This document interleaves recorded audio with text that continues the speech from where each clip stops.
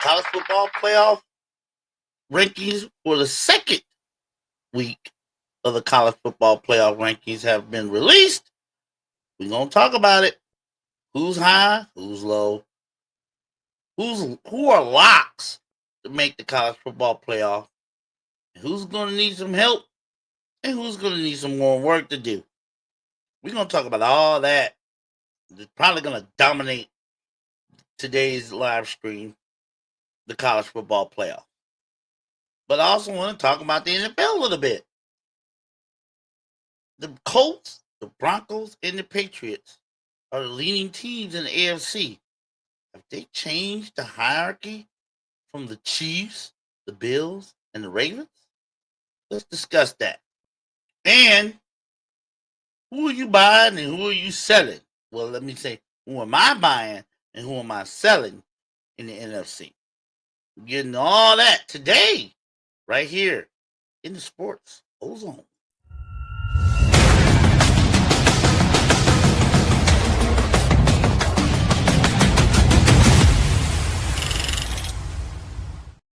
Big O with the big mouth coming at you on a Wednesday, November 12th, 2025. How you doing? How you doing? You're in the Total Sports Ozone. Now, let's get right into it. As we all know, the college football playoff rankings for the second week were released yesterday. And they are, well, let's take a look at it. Let me get this up here. Let's take a look at them. We're gonna take a look at them. Let me know what you think. We're gonna take a look at these rankings right now and go over them for you.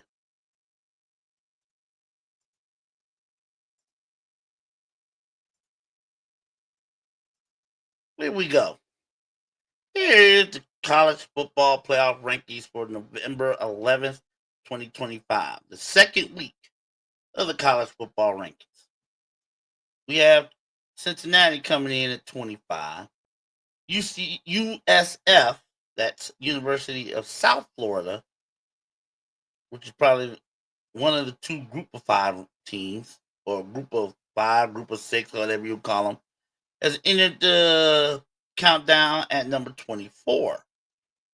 Then you have Tennessee at 23. Pittsburgh at 22. They got a big game this weekend. Iowa slipped one to number 21 after their close loss to Oregon at home last weekend. Louisville slipped all the way down to 20th. Virginia slipped down to 19th.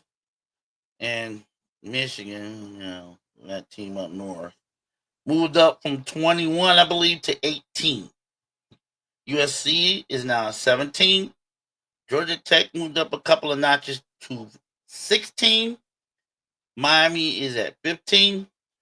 Vanderbilt's hanging in there at 14. You got Utah at number 13. BYU, who was 7th last week, but they took a nasty loss this week and they fell down to 12th. Oklahoma is at 11. Got the University of Texas back in the top 10 at number 10. Notre Dame at number 9. Oregon actually slipped one. They were 7th last week. No, actually, they were 6th last week. They slipped to 8th because of the close escape to Iowa. I'll talk about that. Ole Miss went up to 7th. Texas Tech, after that beatdown they served BYU, moved into the top 6 at number 6. And the same top five are still the same. Georgia at 5, Alabama at 4, A&M at 3, Indiana at 2, and Ohio State leading the way at number 1. Now, let's talk about these rankings. I have no problem. I've been saying it, and I'll say it again. The top 3, you could throw those names in a hat, pull them out, and I would have no problem where they rank 1, 2, or 3. And my Power 5, if you noticed yesterday, my Power 5, I moved Indiana down to 2. I mean, down to 3 and bumped Texas A&M up to 2. The reason why I did it was a close win. They had a narrow escape. Had Omar Cooper Jr. not made that spectacular catch in the end zone, Indiana wouldn't be in the conversation right now. They would definitely not be in the top 10. They'd probably be somewhere where I would say where BYU, Oklahoma, somewhere anywhere from 9 to 13. But they probably more than likely would if Omar Cooper had not made that spectacular catch. So, but I have no problem if they were number 1. I really wouldn't. You like I said, the top 3, you can put their names in the hat, close your eyes, reach in there, pull a name out. That's number 1. All 3 of them have arguments for why they should be number 1. All 3 of them. Texas A&M. They went to Notre Dame. They beat them. They've beaten good teams along the way. So you wouldn't have no problem with that. Indiana. Again, they have the Big Ten statement win so far this season, going out to Eugene and beating Oregon. So they have the statement win of the conference right now. There's no doubt about that. No doubt. And then you got Ohio State. They're just doing what they do. Just beating teams. Beating teams. Let me give you stats. I gotta give you stats. I gotta give you stats. I gotta give you a stat. I'm gonna give you the stat. You gotta know this. Ohio State has allowed 65 points in 9 games. That's 7.2 points per game. No team is even close. No team in the top, amongst the top 25, amongst the top 5, are even close. The closest to them is Indiana at 12.1. Ohio State is only giving up 7 touchdowns all year. Think about that. They've given up 7 offensive touchdowns all year. Played 9 games. Only 7. 7 touchdowns. They lead the league in yards. They lead the nation in yards allowed. 211 yards allowed. Nobody's defense is better. That's why Ohio State's number 1 to me. I'm not being biased here. I'm not. Yes, I love the Buckeyes. I make no qualms about that. But I'm just going by the stats. I'm going by the numbers. When you have a dominating defense like that, I don't give a damn who you play. I don't care what the schedule looks like.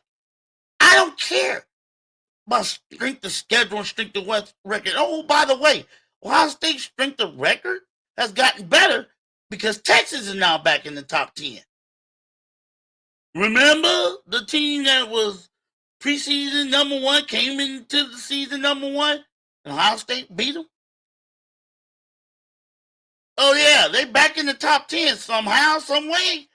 They're back in the top 10, which makes Ohio State's record that much more formidable. So now they can say they're beating a ranked team. At least one team on their current schedule is ranked, and they're ranked top 10. And Ohio State beat them. So that makes Ohio State's record just a little bit more formidable than Indiana's and A&M's. But forget the records, because they're all undefeated. All 3 undefeated. But this is why I believe Ohio State's number 1. Best defense. You can't score too many points against Ohio State.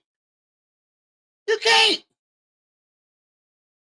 Less than 70 points in 9 games? Come on now. 7.2 points a game. I don't care who you playing. I don't care if you're playing Our Little Sisters of the Poor You every week. You can hold every team, especially teams in the Big Ten and a Power 5 conference, to less than 20 points a game on a consistent basis. I mean, the most anybody has scored on Ohio State this year is 16 points. And that was Illinois back in, I think, week 6, 7 or something like that. That's the most any team has scored on them. And we are like, what, 2/3 through our schedule? We like 2/3 of the way through the season? And the most any team has scored on Ohio State is 16 points. That's saying something. I don't care who you play. I don't care how you schedule, how tough or weak your schedule is.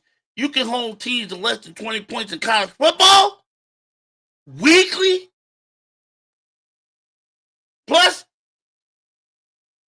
you got a Heisman Trophy candidate at QB, a Heisman Trophy candidate at wide receiver. What more do you need? That's the crazy thing about Ohio State. They don't put up 50, 60 points a game. They don't need to. This year, they don't need to. This is a team that you're not going to outscore because they're not going to let you score. They're not going to let you drop 20, 30 points on them. You have to be damn good to do it. You have to be damn good, and Ohio State has to be real sloppy with the ball to score.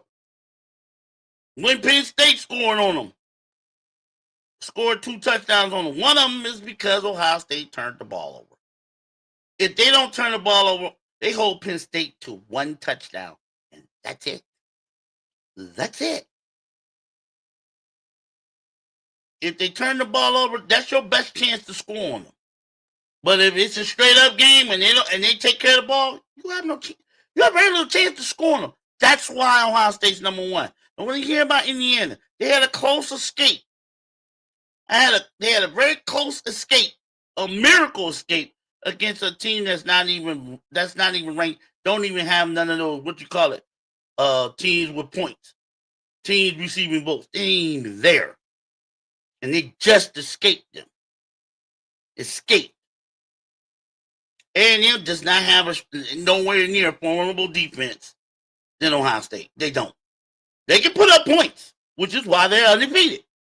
They can put up points with the best of them. But they also have to outscore teams. They had to outscore Notre Dame to beat them. It's not like they held them to 10 points in Notre Dame. No. Notre Dame dropped 40-something points on them. And just A&M just had a little bit more gas in the tank in the end. That's why they're undefeated. But I'm saying, I'm going by the stats. Ohio State deserves to be number 1. That's my argument for Ohio State being number 1. Their defense. Best in the nation, and it's not even close. No one's defense can say different. No one can say different. You hold teams to less than 8 points a game, and we are 2/3 of the way through the season. 2/3! Actually, 3/4 if we're looking at it. We're 3/4 of the way through the season. We're on like the last quarter of the season. And they've held teams to 7.2 points per game on an average. 65 points total. Some of these teams are giving up that much in 2 games, maybe 3. They've given up that many points through 9 games. There's no question Ohio State is number 1. Now, if the committee in their infinite wisdom would put Indiana or Texas A&M number 1, I wouldn't have no problem with it. I would not have a problem with it whatsoever. I would not be on the Twitters or on any of the social medias beefing and crying and what is that? That's not me. We just let the games play out because if they all got games remaining. Ain't no telling what can happen. Ain't no telling what can happen. A&M, they still got a biggie against Texas in Austin. That ain't gonna be no cakewalk. Indiana Indiana has the easiest. They have a bye week, and then they play 2 scrubs. And then they play 2 scrubs to end the season. At home against Wisconsin and their traditional rival, Purdue. They have the easiest. Ohio State, they got two games at home against UCLA and against Rutgers, and then the game. If y'all don't know what I'm talking about when I say the game, that's the annual game against that team up north, Michigan. And this time it's in Ann Arbor. They have lost. Ohio State has lost to Michigan 4 straight times. So that's not no guarantee. That one and Michigan, as you can see right there, they're ranked. They're ranked top 20. So they ain't scrubs. So it's not like Ohio State is playing a scrub at the end of the season. They're playing not only a ranked team, but their arch rival on the road. The team that has beaten them 4 straight years. That's not going to be easy. It never is. Record stats don't mean nothing when them two get down. It's who wants it more. So Indiana has the easiest road, although if Ohio State and Indiana went out, they're both going to be meeting for the Big Ten championship.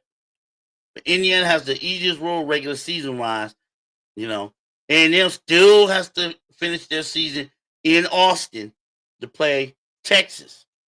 And Ohio State has to go to Ann Arbor. So all this could change. Even in the last week. It could be in the last week of the season. I don't expect the top 5 to change much at all this week, next week, or the week after. But the end of November, we can see some movement. We can see some big-time movement. That's traditional rivalry week. Alabama got to play Auburn. A&M got to play Texas, Indiana, Purdue, Georgia. Got to meet Georgia Tech in Atlanta. Right there. Ohio State, Michigan. This win, I believe, all this noise is going to be decided. Not the conference championship game. Of course, the automatic qualifiers, there might be some movement, but the movement in the college football playoff rankings, we're going to definitely see. We'll probably see a little bit more movement in the next couple of weeks, but we're going to see some hellacious movement last week of November. But that's rivalry week. That's when most of these teams play their traditional rival. Who knows what's going to happen? Vanderbilt going to play Tennessee. That's right. There's going to be a lot of movement. You have to expect that. Like my man Stephen A. Smith said, this list is fluid. And it is fluid. But enough about the top 3. What else stands out? I believe, why did BYU only fall to 12? They got spanked. I know they got beat by Texas Tech, but I know there's only got 1 loss. But 12? Nah. Why? My eyes is why is Georgia Tech lower than BYU? BYU got spanked. Oh yeah, Georgia Tech, they got spanked too. I get both teams my spank. But Georgia Tech, ACC ain't one. Come on now. I know the ACC is down, but it's like they're not showing Georgia Tech much love. They're not showing the ACC too much love.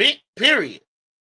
Miami, all the highest ranked ACC team is Miami at 15. They're not showing the ACC no love. Really. Miami, Georgia Tech, Virginia, and Louisville. And don't forget Pittsburgh. But they all 15th or lower in the rankings. Like I said, these teams got work to do. And they're going to need the Georgia Tech. They need to win out and get a big-time win on a neutral field against Georgia. When these two teams meet at the end of the regular season, it will be in Atlanta. Georgia Tech needs that win. And I don't mean when I say Atlanta is on Georgia Tech's home field, it would be in Mercedes-Benz Stadium. They mean on a neutral site. However, it can feel like a home game for one of these two teams. Atlanta's only about an hour's drive from Athens, and Georgia Tech is in Atlanta.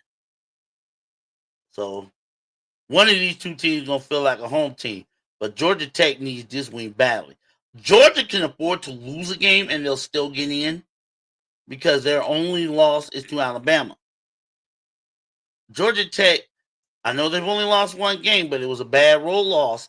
They need to win out if they want to give the committee any chance, and then of course win the ACC championship.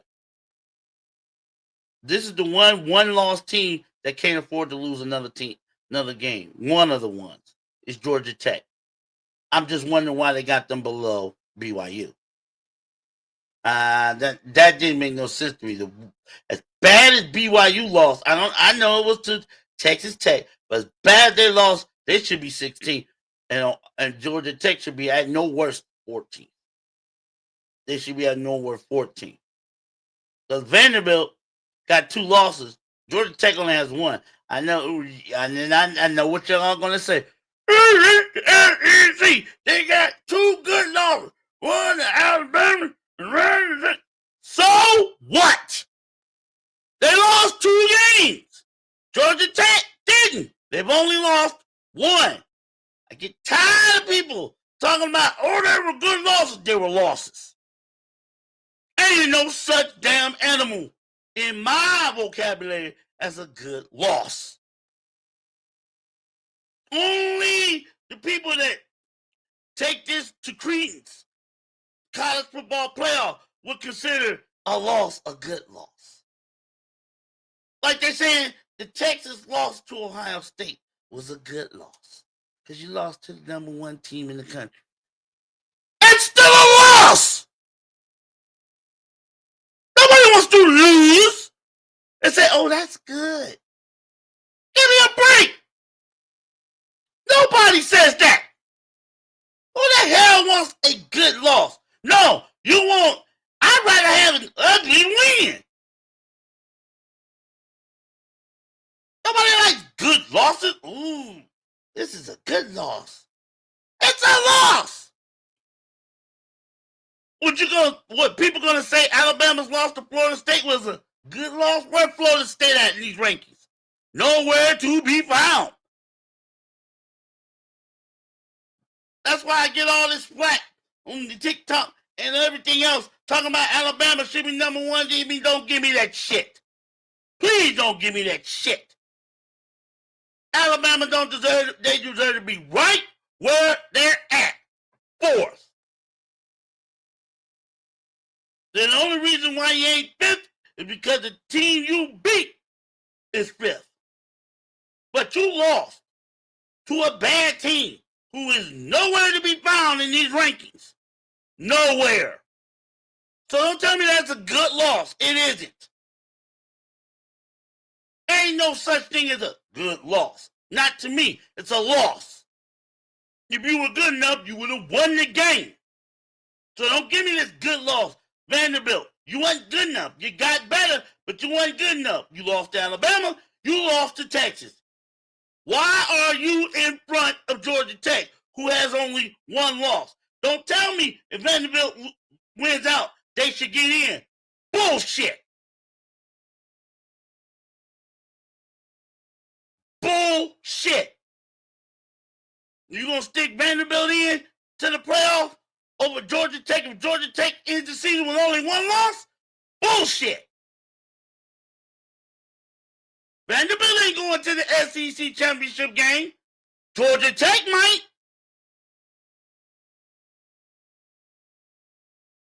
Right now, Vanderbilt should be 16th. Georgia Tech should be no worse than 14th. That's how I see it. That's one little area of hiccup I got with these rankings. You're going to put Georgia Tech. That's disrespecting the ACC. I know they had a little bit of a down year, but damn. Not all the teams suck like that. Georgia Tech should be 14th. So they should have at least a fighting chance. You got Vanderbilt 14. They lost 2 games. I don't want to hear about, oh, they were good losses. Bullshit. They lost. I don't want to hear about, well, they were in the SEC. They've been in the SEC all these damn years. They're just now turning around and getting good. But they still lost 2 games. They should not be ranked higher than a team that lost only 1. No matter what conference they're in. That don't make sense to me. Hell, if you look at it, Texas is ranked too high. They lost 2 games. They should be, no. Oklahoma too. Those teams are ranked too high. Why? Because they're in the SEC. They lost 2 games. BYU only lost once. Georgia Tech has only lost once.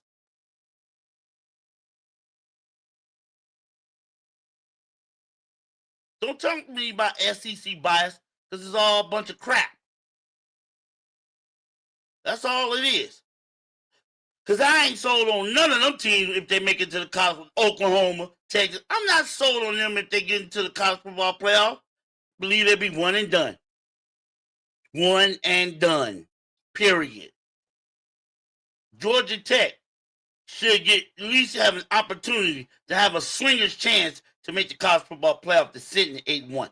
Why is Vanderbilt higher than them? Oh, because of the quality of losses? That's nonsense. That's nonsense. They lost 2 games. You lose 1 more. You're going to put a 3-loss Vanderbilt team in over a 1 or 2-loss Georgia Tech? Really? Because they lost three quality losses? They're still losses! There's no such goddamn thing to me as a quality loss. I don't want to hear it. If it's such a quality loss, why did you win? I'd rather have the ugly win than the quality loss. It drives me nuts.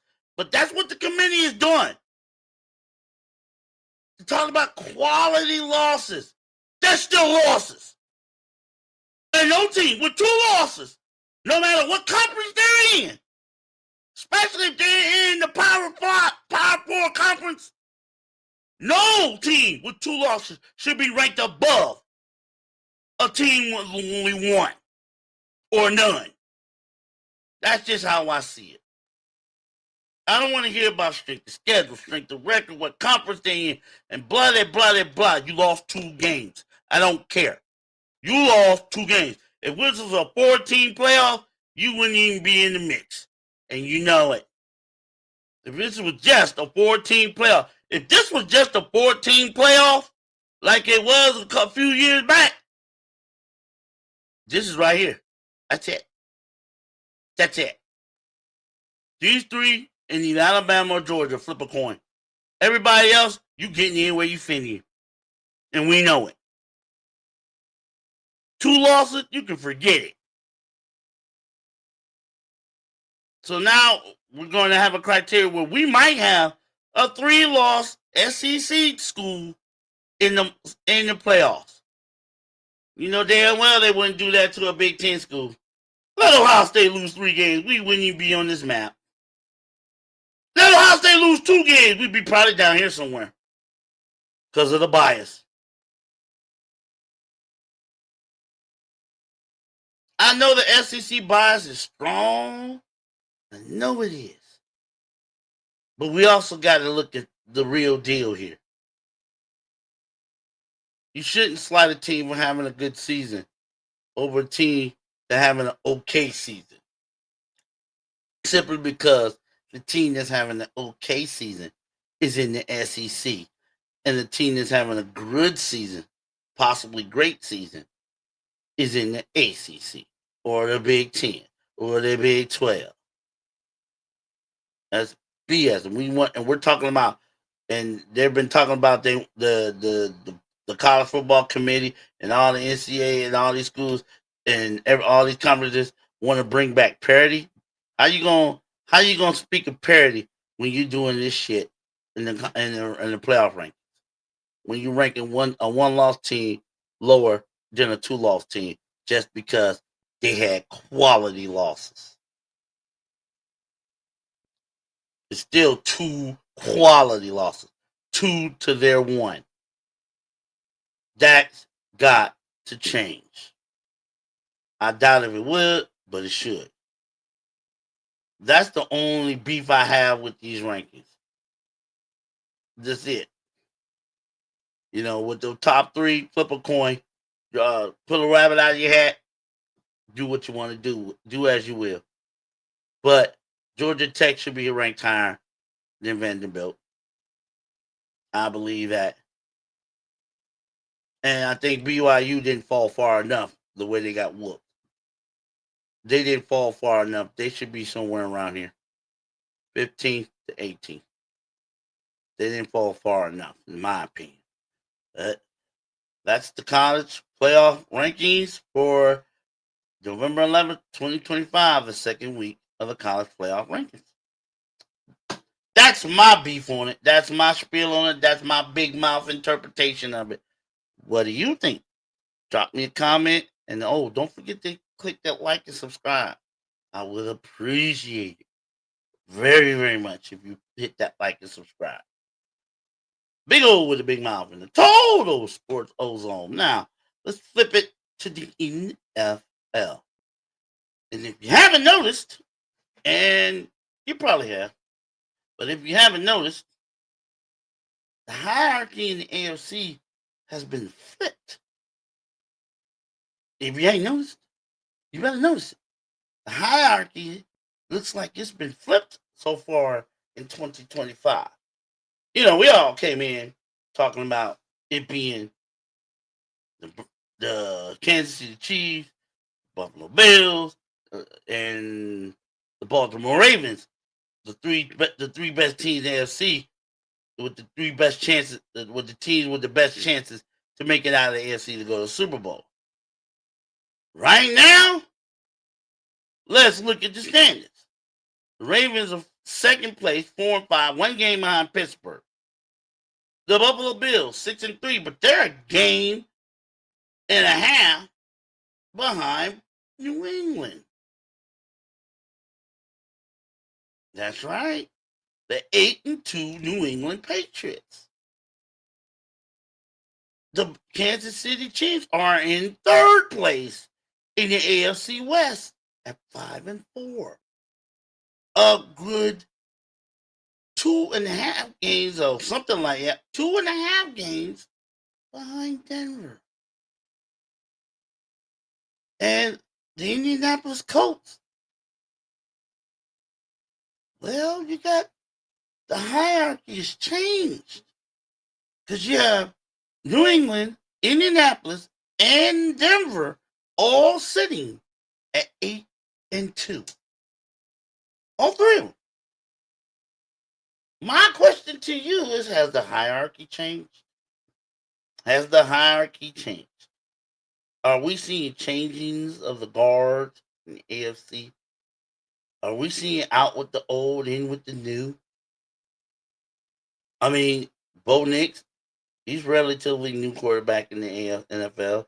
Drake May, definitely new quarterback in the NFL. And Daniel Jones is probably looking at the biggest reclamation project or most successful reclamation project we've seen in recent years in the NFL. All 3 of those quarterbacks got their teams atop their divisions at 8-2. And they look like they're just humming along. I mean, think about it. These 3 teams need to do is win about, let's say 3 games. They all got what? 8-2, that at least 7 games remaining. All they need to do is win 3 and they're in the playoffs. They're guaranteed playoff spots. 3-3. Depending on how the rest of the teams shake out, all you really need to do is win 3. That gets them to 11 wins, and that's going to get you a playoff spot in the AFC. No doubt about it. And right now, they're right there near it. 8-2. So let me ask you, has the hierarchy changed? Could any one of these three teams realistically have a chance to make it to the Super Bowl? I say one of them does. One of them does. I wish I knew which one. One of them does. Now, I would like to say Denver because out of these three, Denver has the best defense. They've only allowed 173 points a game, or 173 points on the season. So that's about 17 points a game. Colts have allowed 20 points, a little over 20 points a game. New England, just under 20 points a game. So out of all these three, the Denver Broncos has the better defense. But their offense, wishy-washy. It's just as simple as that. They only scored 235 points on the season. That's 23.5 points a game. But it's been real shaky the past couple of weeks. Their offense. I mean, yeah, they exploded for 44 points against Dallas Cowboys. Well, I think my mother could score 44 points against the Dallas Cowboys' shaky, hot garbage of a defense. But against a formidable defense, they've been shaky. They've been really, really shaky. Their offense. That's why I'd say when I say that one of them could possibly do it, I don't think it would be the Denver Broncos. They have to fix their offense. They got to get the ball to Cortland Sutton. J.K. Dobbins, get the ball to him. And y'all keep forgetting, J.K. Dobbins not only can run the ball, he can catch it out of the backfield. So set up some screens from, get creative. Sean Payton, you got to get your offense creative. You got a great defense. Now you got to get some little creativity in your offense. Because right now, the way when I see your offense, it's plain Jane. It's plain Jane and easy to predict. You got to get that. You got to get some little creativity in that offense. Now, is it the New England Patriots? I want to say it, but they've had a lot of close wins. A lot of close wins. Like a play here, play there, could win either way. They would have lost. Technically, they should have lost 2 of their last 3 games. Play here, play there. But they pulled out the win. So I don't know if they've been lucky or just living right or whatever. But I have to say, of those 3 teams, the Broncos, the Colts, and the Patriots, the one team I believe that can actually go far in the playoffs, Indianapolis Colts. Why? That team can run the ball. Of all 3 of these teams, Indianapolis can run the ball. Jonathan Taylor, did y'all see what he did against Atlanta over the weekend? I know it was an early game on Sunday, but you see what he did to Atlanta? And and Atlanta's not the only one he's been doing that to. He's been doing that to almost everybody in the league except the Pittsburgh Steelers. He's been running over and around and through people. If he doesn't win, unless he gets hurt, if he does not win AFC Offensive Player of the Year, somebody somewhere screwed up. That's just how I see it. Somebody somewhere then screwed the pooch. Plus, Daniel Jones, like I said before, he's probably one of the biggest and most successful reclamation projects we've seen in a while. Because he's taking care of the ball. He's not making crazy decisions. And he's getting the ball to the receivers where they want him. And they're scoring points in bunches. They scoring points in bunches. And the thing is, with a running game like the Colts have, he don't need to win the game. He just don't have to lose it. That's all. Take care of the ball. Don't throw too many interceptions. Don't fumble the ball around. Just take care of the ball. Get the ball to your playmakers. Let them work. With a running game like that, you're going to go for it. Because he can basically just manage the game. He don't need to have to win it. When you can run the ball like that, that means you can control the tempo. You can control the clock. You don't have to play hero ball. At least not all the time.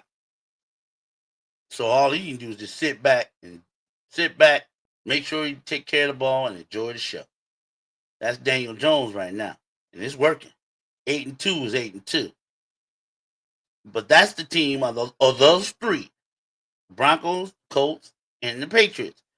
The Colts is the one that I could believe would come out of there to go to the Super Bowl. If I had to pick one of those three, I'm picking the Colts because they can run the ball. They can run the ball better than the other two teams, period. And in December, January, I know the Colts playing indoors, but there might be a time when they might play outdoors. I don't know.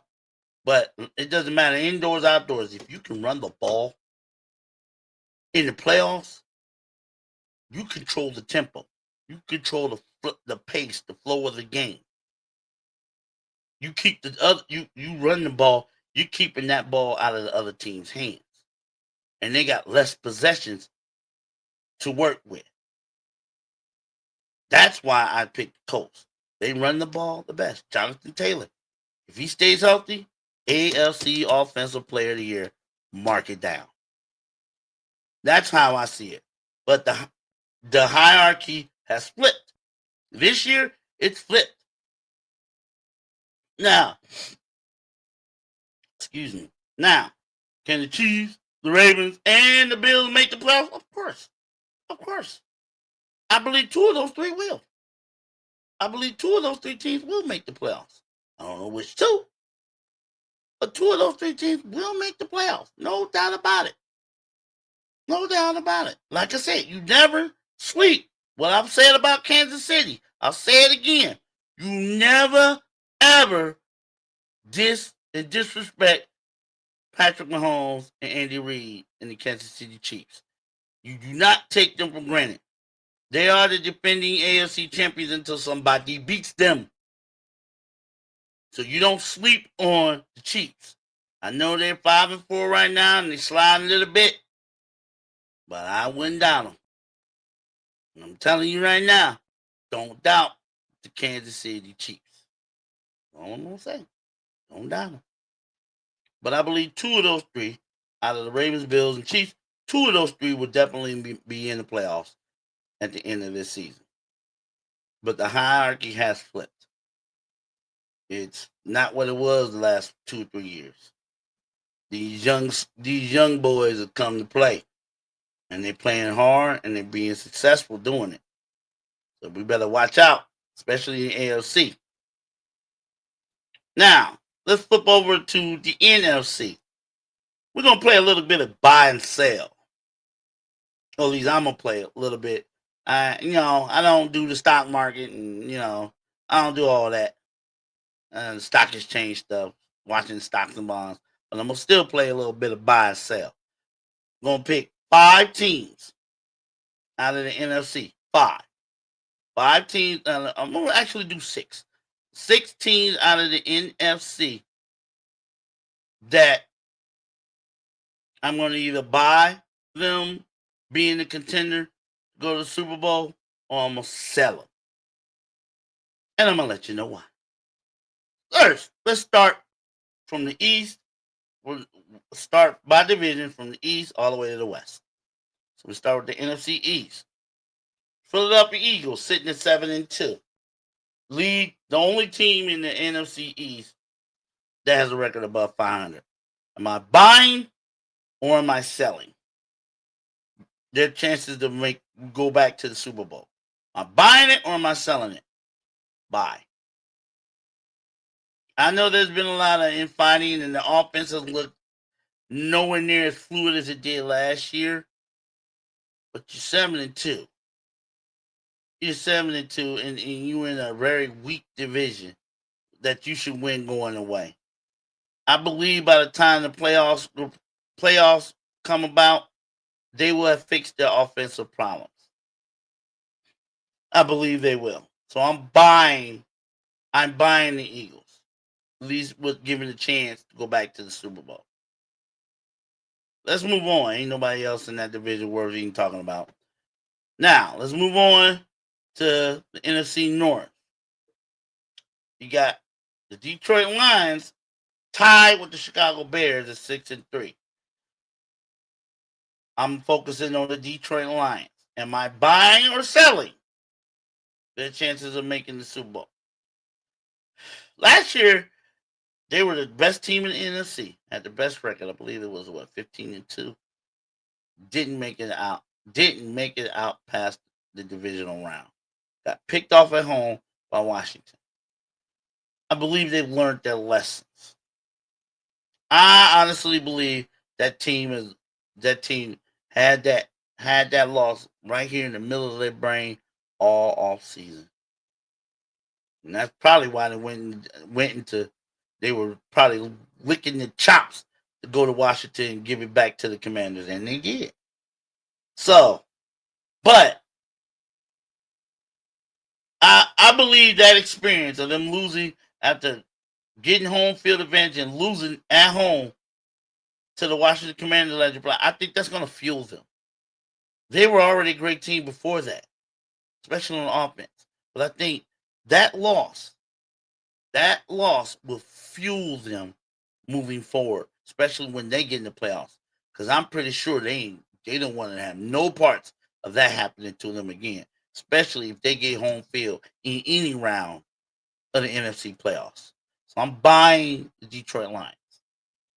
Their offense is just that formidable. I'll buy the Detroit Lions. Now, let's look at the Tampa Bay Bucks. Hey, Baker Mayfield's having a wonderful year. He is. He's having one of those years that, he's putting himself back on the map as one of the better quarterbacks in the league.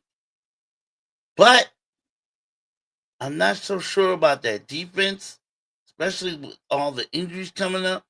And even on the offense, the injuries are going to eventually catch up to the Tampa Bay Buccaneers. I think the Buccaneers have done a lot with less because of injuries, but in the playoffs, I don't think it will be enough. So, buying or selling the Tampa Bay Buccaneers, I got to sell them. I just think those injuries will be too much to overcome if they go into the playoffs banged up. Just too much to overcome. So I got to sell the Buccaneers.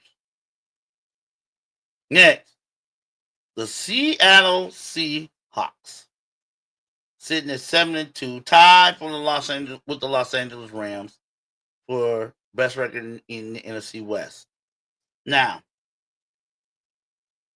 buying or selling?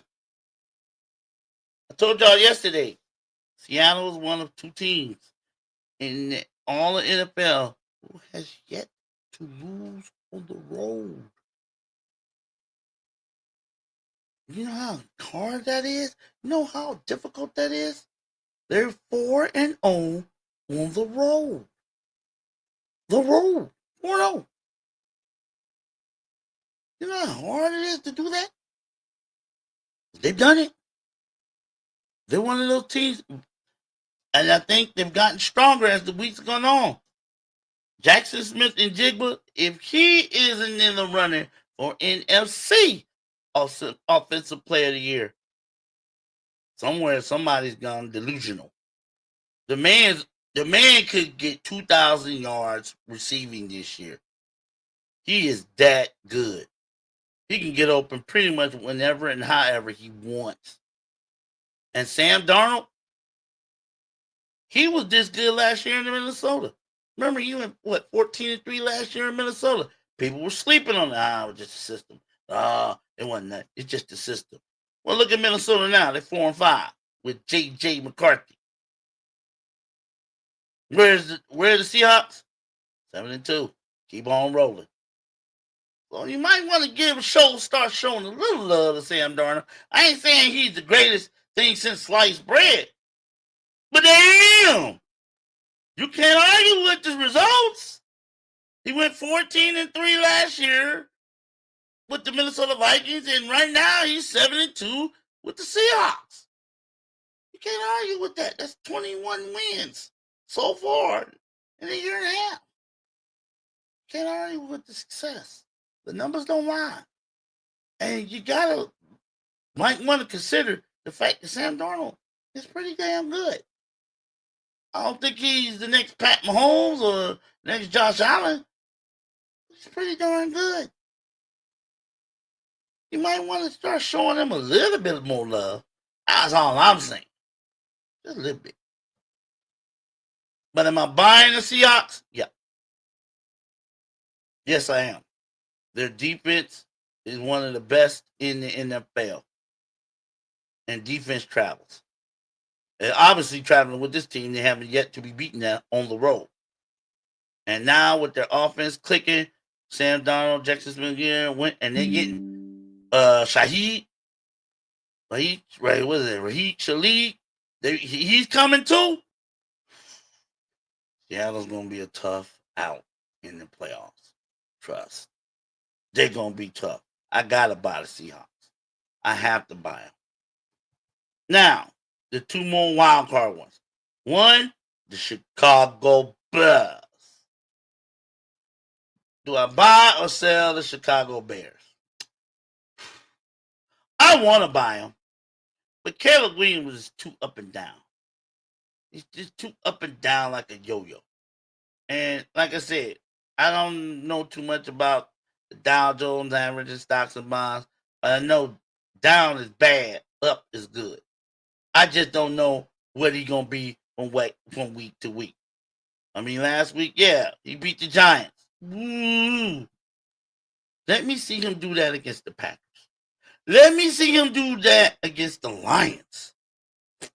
Excuse me. That's who I wanted to see him do, to have those kind of performances. I mean, they were down in the fourth quarter. I know Chicago, Caleb Williams has led the Bears to 4 wins when they were behind in the fourth quarter. That's all well and good. But can you give those performances where you ain't got to come from behind in the fourth quarter against the Detroit Lions, against the Green Bay Packers, in your own division? That's what I need to see before I can say I'm buying or selling. Right now, I'm selling. Right now, it's a small but firm selling of the Chicago Bears. I got to see more from Caleb Williams. It's like he's getting there, but I got to see more. I got to know. I got to see more consistency from him. That's all I need to see. More consistency at the quarterback position. Then I can flip it from sell to buy. But right now, it's a sell. But got an asterisk on it. Sell with an asterisk. That is subject to change. That's what the asterisk means. And I'm going to give you one more. The Los Angeles Rams tied with the Seattle Seahawks. Them two got a big game this weekend, I believe, in Los Angeles for first place in the NFC West. They're sitting at 7-2. Their offense is humming along like a dang locomotive. The defense, not too shabby, allowing only 153 points total through 9 games. So their defense is very formidable. Their offense, what can you say? It's just humming along. All right, am I buying or selling the Los Angeles Rams? I'm buying all the way. I put all my... Matter of fact, that's the team I believe has the best chance to go to the Super Bowl. The Los Angeles Rams. I know the Eagles are still the defending Super Bowl champions, but they got offensive issues. I know the Detroit Lions have that great offense, but the offensive line tends to get beaten up by stronger teams.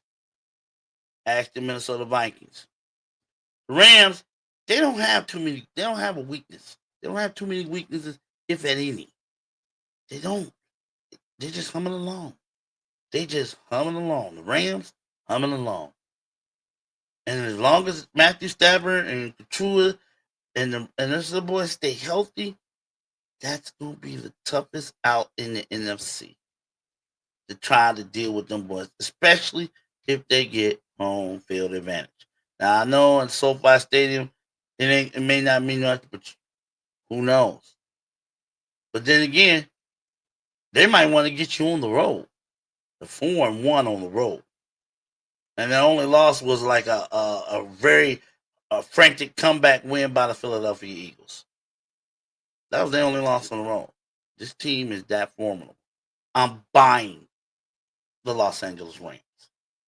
So that's my buy and sell. I'm buying the Rams. I'm buying the Seattle Seahawks. I'm buying the Detroit Lions. Uh, no, I'm buying the Philadelphia Eagles. I'm selling. I am selling the Tampa Bay Bucks, and I'm selling the Chicago Bears. So 4 buys and 2 sales. Selling the Bears, selling the Bucks. They have a chance to make me change my mind in the coming weeks. But for right now, that's how I do it. 4 buys and 2 sales. What do you think? Let me know. Please drop a comment. Don't forget to hit the like and subscribe. I know I post shorts on TikTok. So follow me on my TikTok. Total Sports Ozone. Total Sports Ozone on my TikTok. I post short clips to my TikTok every day. So you want to see me run my big mouth about what I've been talking about? Want to hear it again? Check me out on TikTok. Total Sports Ozone. Okay? Time for the big old with the big mouth to shut up and get out of here.